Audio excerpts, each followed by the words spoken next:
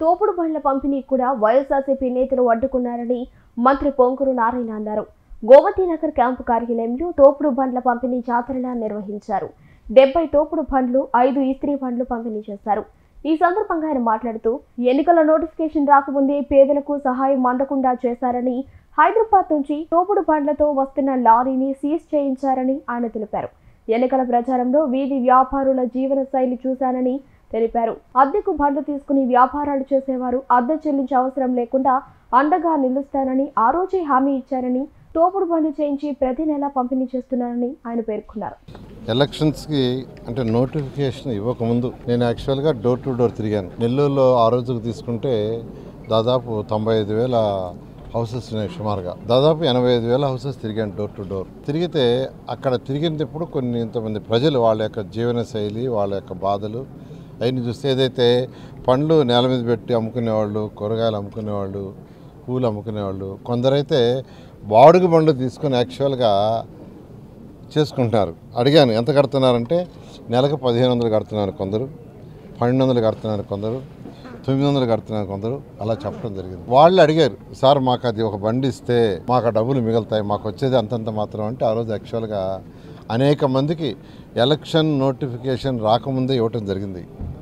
కానీ గత ప్రభుత్వం అది ఓర్వలేక ఎలక్షన్ నోటిఫికేషన్ రాకముందే హైదరాబాద్ నుంచి లోడ్ వస్తుంటే దాన్ని సీజ్ చేశారు. ఎలక్షన్ నోటిఫికేషన్ రాకముందే నేను డిస్ట్రిబ్యూట్ చేస్తుంటే హైదరాబాద్ నుంచి నేను తెప్పిస్తుంటే వాటన్నిటిని లారీ సీజ్ చేశారు. అంటే అంత దారుణం. ఎలక్షన్ నోటిఫికేషన్ చేయకూడదు, అది నేను కూడా ఒప్పుకుంటున్నాను. నేను ఎలక్షన్ నోటిఫికేషన్ రాకముందు, ఎలక్షన్ అనేది లేకముందే అలా గత ప్రభుత్వం దారుణం చేసింది. అందువల్ల ఆ టైంలో ఇప్పుడు ఆగిపోయినాయి. తర్వాత ఎలక్షన్ అయిపోయిన తర్వాత ఎవరైతే పేదలు నిరుపేదలు ఉన్నారో దాదాపు 476 మందికి ఈరోజు ఇచ్చాను. మా పిల్లలు ఎవరైతే ఉన్నారో మా కుటుంబ సభ్యులు వాళ్ళందరూ యాక్చువల్గా ఏంటంటే పేదలు నిరుపేదలు, ఎందుకంటే వాళ్ళు కూడా ఎలక్షన్లో తిరిగారు. మా యొక్క కుటుంబ సభ్యులు ఒక్కొక్కరికి ఒక 6 డివిజన్లు ఇచ్చా తిరగమని, ప్రజల యొక్క స్థితిగతిని అర్థం చేసుకోమని. వాళ్ళు తిరిగారు. వాళ్ళు తిరిగినప్పుడు కూడా వాళ్ళకు కూడా ఎన్నో రిక్వెస్ట్ వచ్చినాయి. ఆ రిక్వెస్ట్ అన్నింటినీ బేస్ చేసుకొని యాక్చువల్గా ఈరోజు వచ్చి 75 తోపుడు బండ్లు ఇచ్చాం. తోపుడు బండ్లు కావచ్చు, వాటిల్లో కూడా ఐరన్ చేసుకునేవి, కూరగాయలు కొందరు, పూలని ఆ విధంగా చేసుకునే దానికి పేదలు నిరుపేదలు కొంత సపోర్ట్ చేయాలి, ఖచ్చితంగా చేస్తాం. ఈ విధంగా ఈరోజు తెలుగుదేశం ప్రభుత్వం ముఖ్యమంత్రి నారా చంద్రబాబు P4 ప్రోగ్రాం తీసుకొచ్చారు. ఈ P4 ప్రోగ్రాంలో ఇది ఒక భాగం.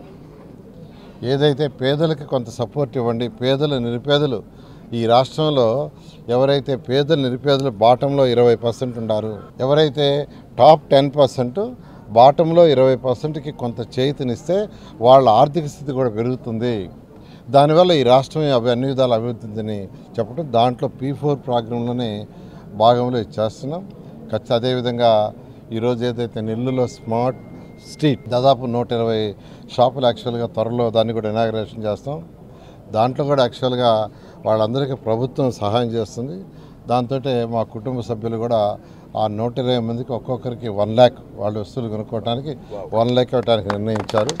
1,20,00,000 ఆ 120 మందికి ఇవ్వడానికి నిర్ణయించారు. వాళ్ళకి ఇవ్వడం జరుగుతుంది. ఇవన్నీ కూడా P4 ముఖ్యమంత్రి గారు ఏదైతే తన దూరదృష్టితో తీసుకొచ్చారో P4 ప్రోగ్రాంలో చేయడం జరుగుతుంది.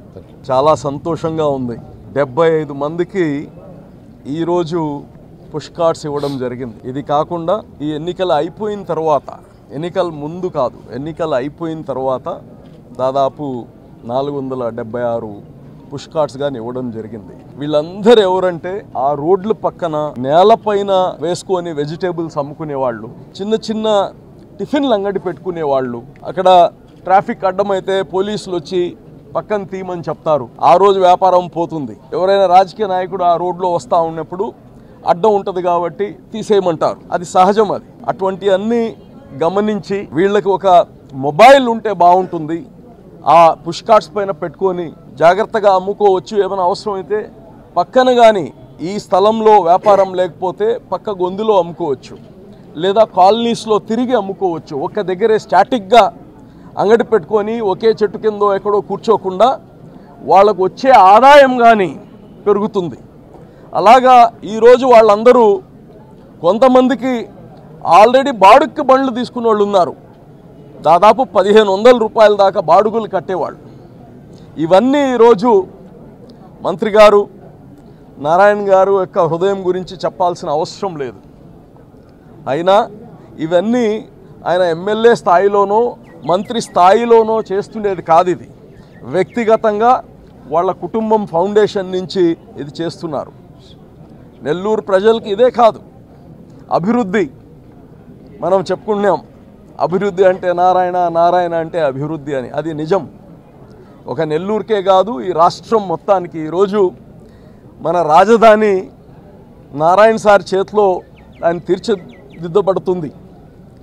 మనం నెల్లూరులుగా ఎంతో అదృష్టవంతులమి. ఇటువంటి వ్యక్తి మన నెల్లూరు నగరం నుంచి రావడం, వ్యక్తిగతంగా ఆయనకి సమతులన లేదు. ఎక్కడి నుంచి వచ్చారు, ఈరోజు ఎంతమంది లక్షల కోట్ల మంది విద్యార్థులకి విద్య ఇచ్చి వాళ్ళ పరిస్థితులు ఈరోజు ఏ దేశానికి వెళ్ళినా ప్రపంచంలో ఎక్కడ వచ్చారంటే నారాయణ చదువులు అక్కడ చదువుకున్నామని చెప్పేవాళ్ళు. ఈరోజు పేదవాళ్ళ కోసం ఈ యొక్క కార్యక్రమం చేయడం, ఇంకా భగవంతుడు ఆయనకి శక్తిని ఇవ్వాలి. ఈ నెల్లూరు నగరాన్ని ఒక ఛాలెంజ్గా తీసుకొని అన్ని దగ్గరలా రాష్ట్రం మొత్తం ఎట్ట చేసినా నెల్లూరు వరకు ప్రత్యేకమైన దృష్టి ఉంటుంది.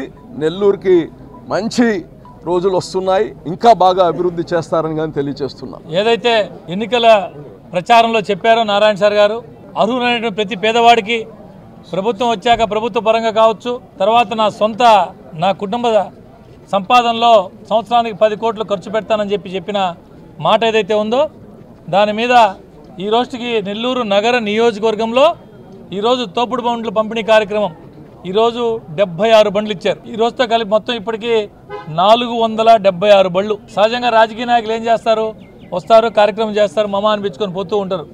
అలా కాకుండా ఏ కార్యక్రమం చేపట్టినా అది సొంత నిధులతో చేపట్టే కార్యక్రమం కావచ్చు, ప్రభుత్వం ద్వారా చేసే కార్యక్రమం కావచ్చు, ఏదైనా కానీ పూర్తి స్థాయిలో ఫుల్ ఫ్లెడ్జ్గా చేసే అలవాటు నారాయణ సార్ గారికి ఉంది.